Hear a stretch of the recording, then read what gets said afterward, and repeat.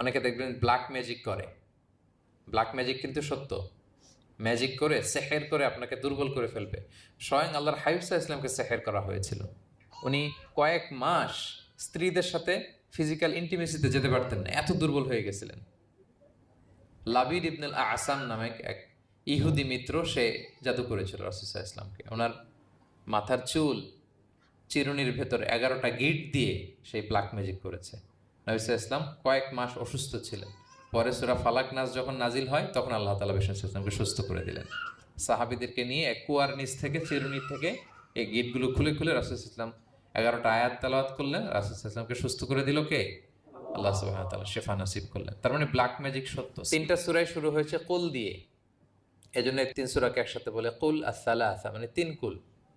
এই 3 কুল তিনি ফজরের পর, মাগরিবের পর আর বিছানায় ঘুমোতে যাওয়ার আগে পরে হাতে ফু দিয়ে সারা গায়ে মেসেজ করতেন। আপনারা করেন?